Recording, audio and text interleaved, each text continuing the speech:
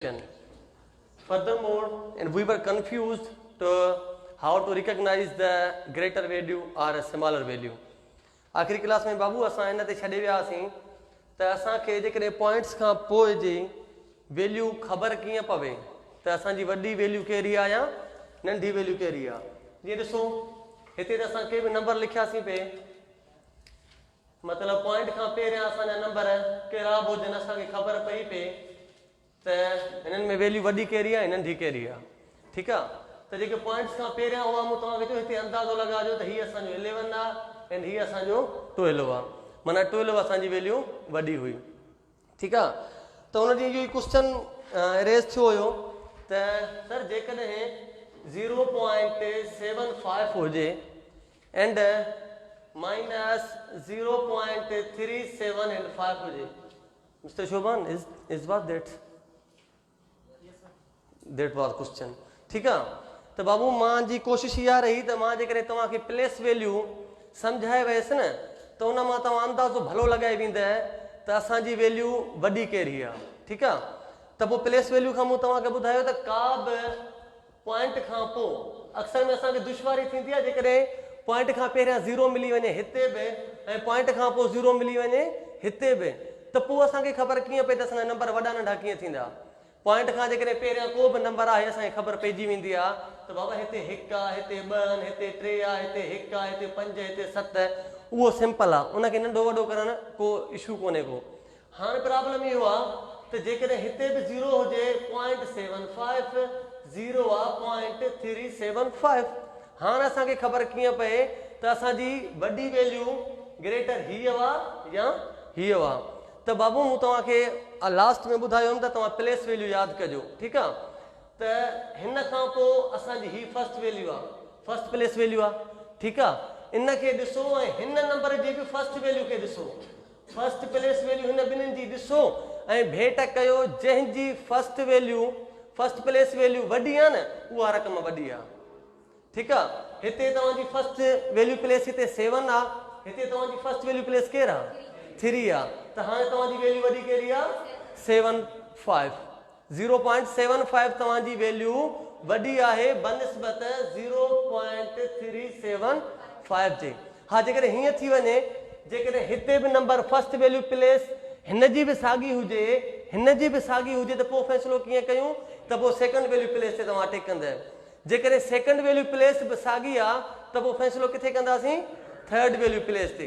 ठीकु आहे, त बाबा हाणे त असांखे ख़बर पइजी वई त असांजी वॾी वैल्यू कहिड़ी आहे. असांजी ग्रेटर वैल्यू आहे 0.75. सब्ट्रैक्शन कंदासीं, पॉइंट जे हेठां 0 हिते ॾींदासीं, 3, 7 एंड 5. हीअ तव्हांजी वैल्यू माइनस जी आहे. ओके, ऐं तव्हांखे ख़बर आहे त जेकॾहिं असांजी वॾी वैल्यू हिन खां वॾी आहे त आंसर असांजो पॉज़िटिव ईंदो. ठीकु आहे, त हाणे हिन जे अॻियां कुझु कोन हूंदो आहे, 0 रखी सघूं था हिन जे मथां. हाणे 0 मां 5 तव्हांखे मूं ॿुधायो त जॾहिं बि तव्हांजी वैल्यू वॾी मथे हुजे न उहा वैल्यू जेकॾहिं नंढी आहे त साइड वारे खां नंबर वठी करे उनखे वॾो करणु लाज़मी हूंदो. अचो 5 मां हिकु हिनखे वठी ॾियूं, हिते घणा थींदा ही 10 थींदा एंड हिते तव्हांजा घणा बचंदा 4. 10 मां 5 वञनि 5 बचंदा, हिते तव्हांजा 4 बचा. वरी सेम एज हाणे हिते तव्हांजा 7 आहिनि, हिते तव्हांजा 4 आहिनि.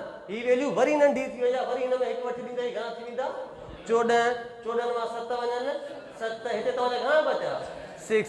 6 मां 3 वञनि 3, 0 मां 0 वञे 0. This is your answer. Is this correct? मुझे सवाल हुयो Yes. मतलब जेकॾहिं असां कंहिं शइ खे डिवाइड कयूं था जी जी मल्टीप्लाई कयूं था त माना पॉइंटनि में जवाब साॻियो नथो अचे. तव्हांखे मां नेक्स्ट क्लास में ॿुधाईंदुसि.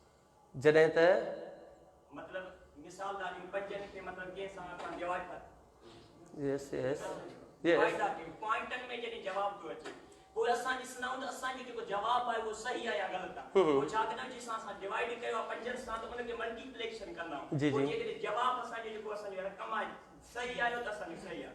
पर पॉइंटनि में उहो साॻियो जवाब नथो अचे. जॾहिं पॉइंटनि में असांखे जवाब मिलियल हूंदी आहे न उहो जवाब साॻियो. हा, उहो तॾहिं जेका तव्हांजी वैल्यू डिवाइडेड आहे जेकॾहिं तव्हांजी उहा नंढी आहे ऐं डिवाइज़र वैल्यू वॾी आहे त पोइ जवाब साॻिया कोन ईंदा. जीअं उन ॾींहुं ॾिसो पाण नंबर खयासीं 0.5 ऐं हुते खयोंसीं 0.05, ठीकु आहे। त पोइ असां हिते 2 प्लेस वैल्यू वॾी खईंसीं ऐं हिते असां ॾंड में 0 ॾिनो होसीं। जेकॾहिं असां हथ जो 0 ॾियूं था त जवाबु साॻियो कोन ईंदो न। पोइ जवाबु जेको असां 0 ॾेई वैल्यू ठाही हूंदीसीं न, जवाबु असांखे उहो ई मिलंदो। पॉइंट्स में जिथे जेकॾहिं तव्हां जंहिंसां वंड था कयो उहा वैल्यू नंढी आहे, जेका वंडिजे थी उहा वैल्यू वॾी आहे, त पोइ जेकॾहिं तव्हां वंडीदड़ सां ज़र्ब कंदो जवाबु साॻियो अचणु घुरिजे। ऐं जेकॾहिं जेका वैल्यू वंडिजे थी, जेका वंडे थी, वंडण वारी वैल्यू तव्हांजी वॾी आहे ऐं जेका वंडिजे थी उहा नंढी आहे, त जवाबु साॻियो कोन ईंदो। पोइ जवाबु जेको तव्हां 0 लॻाए ॾींदे न, जवाबु तव्हांखे उहे मिलंदा। सही आहे, ओके, यस यस। हाँ बाबू, 75 जे भर में 0 इन जे करे आयो आहे त असांखे हिते 1 नंबर बचे पियो, ठीकु आहे। ऐं मूं तव्हांखे ॿुधायमि त जेकॾहिं पॉइंट खां पोइ 0 ॾियूं हुनजी का बि अहमियत कोन हूंदी आहे, ठीकु आहे। इन जे करे मूं 0 तव्हांखे ॾिनो त जीअं तव्हांखे ख़बर पवे त हिते इन जे मथां 0 हूंदी आहे, छो त प्लेस वैल्यू असांखे पॉइंट्स खां पोइ असांखे वैल्यू हिकु जेतिरियूं करणु लाज़मी हूंदियूं आहिनि। जॾहिं ऑपरेशन कयूं कट जो ऑपरेशन करण जे लाइ पोइ असांखे ॿिन्हिनि जूं वैल्यूं हिकु जेतिरियूं करणु लाज़मी हूंदियूं आहिनि। एडिशन आहे तव्हांजी मर्ज़ी आहे, भले 0 न ॾियोसि, पर कट जे लाइ तव्हांखे पॉइंट खां पोइ ऐं पॉइंट खां पहिरियां जी वैल्यूं हिकु जेतिरियूं करणु लाज़मी हूंदियूं आहिनि। इन जे करे मूं 0 ॾेई हिननि खे हिते बि तव्हांजा 3 प्लेसिस वैल्यू आहिनि न, हिते 3 हुयो त हिन खे बि 3 ठाहिण प्लेस वैल्यू लाज़मी हुई। तॾहिं कंहिंजो हा मसलो जेकॾहिं कट कंदो त मसलो थींदो। 0 न ॾींदो पोइ तव्हांजी वैल्यू ॾिसो, हिते तव्हां 0 न ॾिनो, तव्हां 1 वठी ईंदव वरी बि त नंढो थी पियो न, ठीकु आहे। कट कंदव त पोइ तव्हांखे वैल्यू हिकु जेतिरो रखणु लाज़मी आहिनि। Is this clear? सही आहे।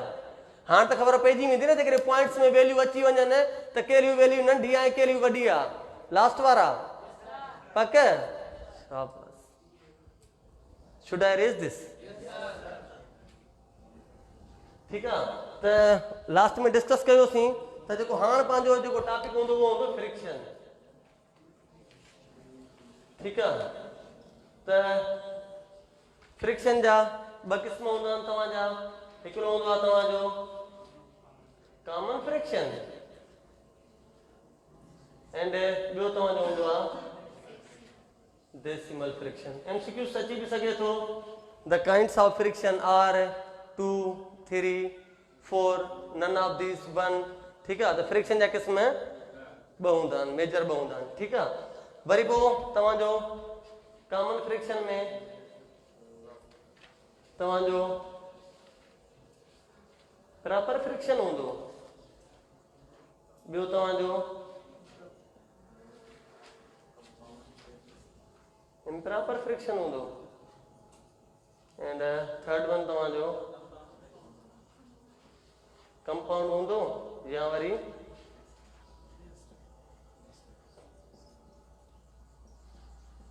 मिक्स्ड फ्रिक्शन हूंदो, ठीकु आहे। त फ्रिक्शन जी डेफिनेशन हूंदी आहे the value, the numbers, the value which we can write in the form of P upon Q। माना असांजी का बि वैल्यू हुजे, the value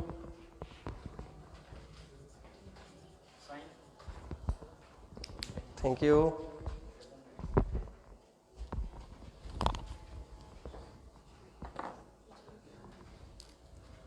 the value which we can write in the form of P upon Q where Q तव्हांजो बराबर 0 जे न हूंदो, ठीकु आहे। त मूं तव्हांखे पहिरें ॾींहुं कंडीशन ॿुधाई हुई त Q जेकॾहिं 0 जे बराबर थी वञे त पोइ जवाबु अनडिफाइन थी वेंदो। इन जे करे मूं तव्हांखे पहिरें ॾींहुं ॿुधायमि त जॾहिं बि 0 कंहिं बि नंबर जे अपान में अची वेंदो न, तव्हांजो जवाबु अनडिफाइन अची वेंदो। इन जे करे असां हिते Q 0 जे बराबर कॾहिं बि न खणंदासीं, ठीकु आहे। 0 इन जे करे न त तव्हांजो जवाबु अनडिफाइन अची वेंदो। जेकॾहिं अनडिफाइन अची वेंदो त पोइ तव्हां फ़ैसिलो कोन करे सघंदव त इहो प्रॉपर आहे, इहो इम्प्रॉपर आहे या मिक्सड आहे। ठीक है। तेन जी डेफिनेशन ईअं ई हूंदी आहे। उन खां पोइ आहे तव्हांजी प्रॉपर फ्रिक्शन, ठीक है। हिन खे तव्हां चवंदो अंश, ऐं जेको हेठि वारी वैल्यू हूंदी हुनखे चवंदो छेद, हिन खे चवंदो डेनोमिनेटर माना n, ऐं छेद खे चवंदो डेनोमिनेटर माना d, ठीक आहे। जेका तव्हांजी लीक खां मथां वारी वैल्यू हूंदी, सपोज कयो 2 3 7 4 9 4, ठीक आहे। जेका तव्हांजी मथां वारी वैल्यू हूंदी न उनखे असां चवंदा आहियूं अंश, ऐं इंग्लिश में डेनोमिनेटर, ऐं जेका हेठि वारी वैल्यू हूंदी आहे न उनखे चवंदा आहियूं डेनोमिनेटर या छेद।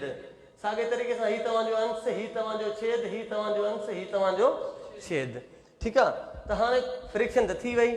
फ्रिक्शन जी डेफिनेशन आहे the value which we can write in the form of P upon Q where Q does not equal to 0। उन खां पोइ MCQs बि ईंदो आहे इहो, the value which we can write in the form of P upon Q भले न ॾियनिव, तव्हांखे हीअं चई छॾनि x upon y, तव्हांखे हीअं चई छॾनि z upon t, तव्हांखे चई छॾनि u upon v। उते उन वैल्यू खे ॾिसजो, पोइ लिखंदा वेयर तव्हांजी u does not equal to 0 हूंदी, या वरी चवंदा छा v does not equal to 0 हूंदी, या लिखंदा both ॿई does not equal to 0 हुजनि, या none of these। त पोइ तव्हां वैल्यू उहा ॾिसजो जेका तव्हांखे क्वेश्चन में मिलियल हूंदी। हेले फॉर्म में लिखियल आहे, जेकॾहिं x लिखियल आहे, उहो सॉरी y लिखियल आहे त y 0 जे बराबरि न हुजे, जेकॾहिं t लिखियल आहे त 0 जे बराबरि न हुजे, जेकॾहिं v लिखियल आहे त 0 जे बराबरि न हुजे। इहो साॻियो MCQs तव्हांजो वरी इक्वेशन में बि ईंदो आहे। तव्हां शायदि पढ़ो पिया अलजबरा में बि ईअं हूंदो आहे, जेको तव्हांजी इक्वेशन जी फर्स्ट वारी वैल्यू हुजे न उहा 0 जे बराबरि न हुजे, ठीक आहे। हाणे आहे तव्हांजो प्रॉपर फ्रिक्शन। द फ्रिक्शन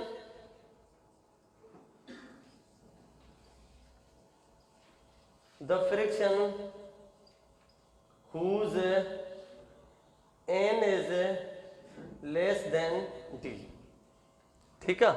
जंहिंजो अंश नंढो हुजे ऐं छेद वॾो हुजे उनखे छा चइबो आहे, प्रॉपर फ्रिक्शन।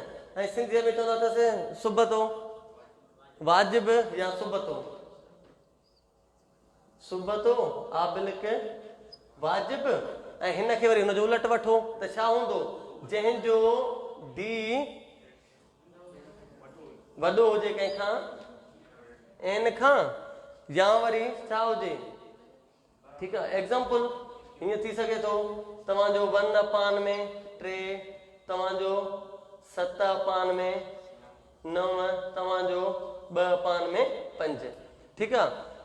MCQs में ईंदो आहे तव्हांखे 2 खां 3 या 4 फ्रिक्शन मिलियल हूंदा, पोइ हुते चवंदा आहिनि decide which one is the proper friction. त पोइ प्रॉपर फ्रिक्शन तव्हांखे बाबा हीअ ॻाल्हि ज़हन में हुजे त जंहिंजो अंश नंढो ऐं छेद वॾो हुजे, ठीक आहे। या ॿियनि लफ़्ज़नि में खणी ईअं तव्हांखे सिंपल सम्झाइजे त हिनखे असां वंड कोन था करे सघूं।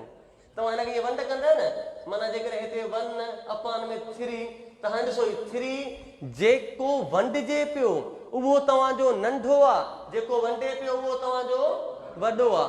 माना असांजी का बि टेबल प्रॉपर न लॻे, पॉइंटनि में जवाबु ईंदो पर प्रॉपर का बि टेबल न लॻंदी, त हुनखे छा चवंदो तव्हां, प्रॉपर फ्रिक्शन। ऐं इम्प्रॉपर फ्रिक्शन छा हूंदो तव्हांजो, जंहिंजो अंश वॾो ऐं छेद नंढो। मतिलबु त हिते 7 हुजे, हिते 2 हुजे, ऐं हिते छा हुजे 9 हुजे, हिते 4 हुजे, हिते 11 हुजे, हिते 2 हुजे, ठीक आहे। जंहिंजा अंश वॾा ऐं छेद नंढा हुजनि त हुनखे छा चइबो आहे, इम्प्रॉपर फ्रिक्शन, ठीक आहे। इम्प्रॉपर फ्रिक्शन खां पोइ हूंदो आहे तव्हांजो मिक्स्ड फ्रिक्शन। मिक्स्ड फ्रिक्शन उहो हूंदो आहे जेको तव्हांजी होल वैल्यू बि ॾे, माना तव्हांजो को न को सिंपल नंबर बि ॾे, पोइ हुन सां तव्हांजो इम्प्रॉपर बि गॾियल हूंदो ऐं प्रॉपर बि गॾियल हूंदो। द वैल्यू, द फ्रिक्शन या value, the friction which we write as whole, उन खां पोइ प्रॉपर आबिलिक इम्प्रॉपर फ्रिक्शन। उहा वैल्यू जेका तव्हांजी होल नंबर में बि हुजे, पोइ हुन सां गॾु तव्हांजो इम्प्रॉपर बि थी सघे थो त प्रॉपर बि थी सघे थो। Example 3 1 2 and 4 3 7 9 1 2 etc. ठीक है, ठीक है। अचो तव्हां ॾिसो, ही तव्हांजो छा आहे, होल नंबर आहे, ही कहिड़ो फ्रिक्शन आहे, प्रॉपर फ्रिक्शन आहे। ही तव्हांजो होल नंबर आहे, ही कहिड़ो फ्रिक्शन आहे, प्रॉपर फ्रिक्शन आहे। ही तव्हांजो होल नंबर आहे, ही कहिड़ो फ्रिक्शन आहे, इम्प्रॉपर फ्रिक्शन आहे। माना होल मिक्स्ड फ्रिक्शन खे हिनखे तव्हां चई सघो था, एंड कंपाउंड फ्रिक्शन बि चई सघो था। Which one? Improper friction. We cannot write an improper friction with a whole. Now go and get do yourself, maybe it will.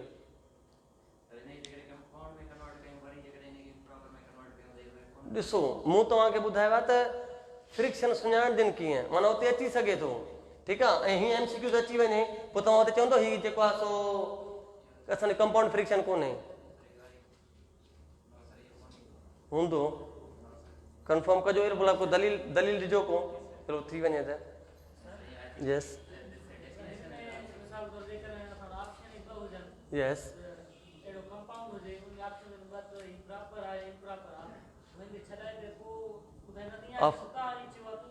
Of course मां ॿुधायां छॾाबो न, अॻिते हिन जा प्रॉपर त ज़रूरु असां कंदासीं न। हिन जो फ्रिक्शन इहो इन ते साॻियो तव्हांजो एडिशन थींदी, सबट्रैक्शन थींदी, मल्टीप्लिकेशन थींदी, डिवीजन थींदी, पोइ ज़रूरु हुनखे सिंप्लीफाई कंदासीं, तव्हां फ़ैसिलो करणु। यस यस यस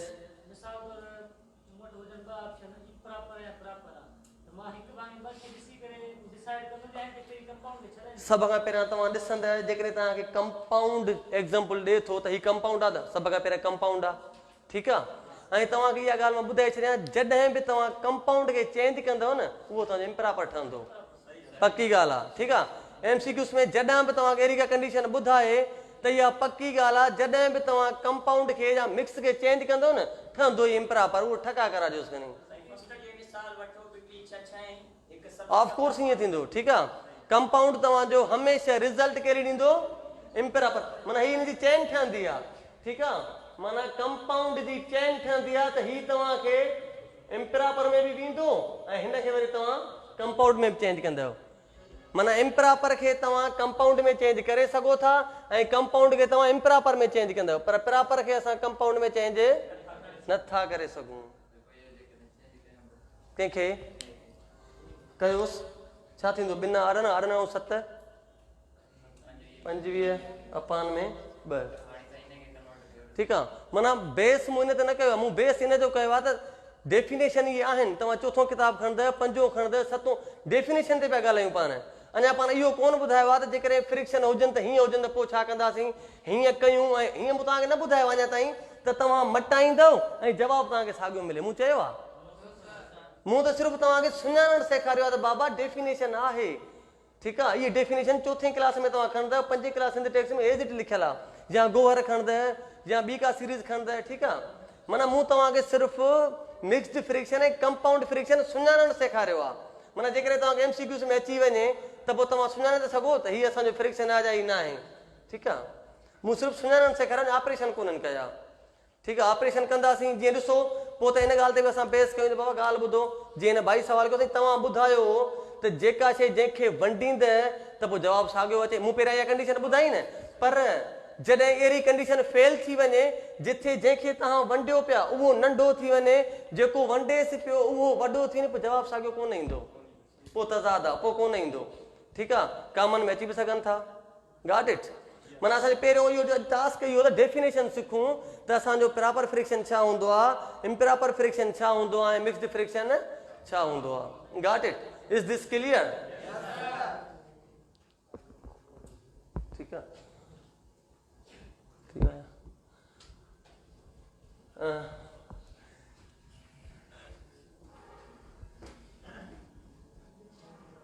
ठीकु आहे। हुन खां पोइ सिंप्लीफिकेशन हूंदी आहे हिननि जी नंबर्स जी,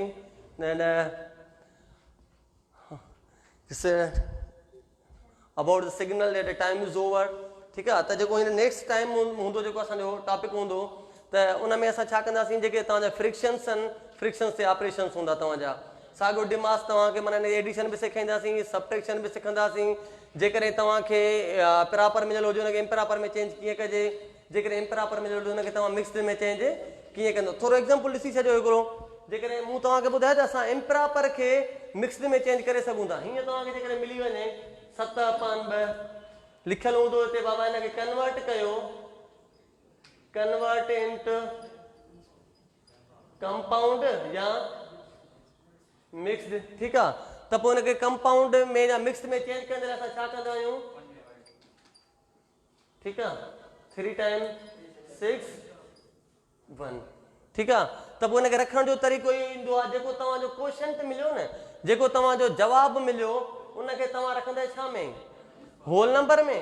ऐं पोइ छा कंदा, जेको तव्हांजो रिमाइंडर बचियो उनखे तव्हां मथां ऐं वंडियो कंहिंसां अथवसि, ॿिनि सां, ठीकु आहे। त हीअ असांजो कहिड़ो फ्रिक्शन हुयो, इम्प्रॉपर फ्रिक्शन हुयो। हाणे जेकॾहिं ज़रब कंदव ॿी ट्रिकी 6 6 1 थी वियो, जवाबु साॻियो अची वियो।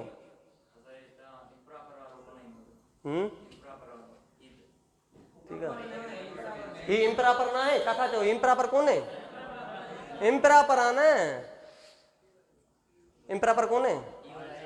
ॾिसो बाबा कंडीशन्स ते डिपेंड आहे न, जेके मूं तव्हांखे ॿुधायो। हाणे त क्लियर थी वियो, जवाबु आयो या न आयो, माना कंडीशन्स उहे डिस्कस कंदासीं न।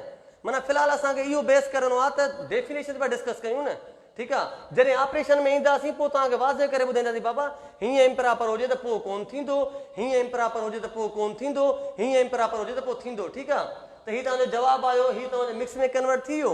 हाणे जेकॾहिं हीअं मिक्स्ड मिलियल हुजे अहिड़े तरीक़े सां, हाणे तव्हांखे चवे कन्वर्ट कयो, कंहिंमें कन्वर्ट कंदव, त मूं तव्हांखे ॿुधायो तव्हां मिक्स इम्प्रॉपर में चेंज करे सघो था, ॿियनि में न। छो त हिन जी इक्वेशन पाण में ठहे पई, मिक्स वेंदो इम्प्रॉपर में, इम्प्रॉपर वेंदो मिक्स में, ठीकु आहे। कन्वर्ट कयो हिनखे इम्प्रॉपर में त छा थींदो, ही हिन सां ज़रब कबो ऐं ही हिन सां जोड़ कबो, ॿी ट्रिकी 6 6 में 1 ऐड कयां त 7/2।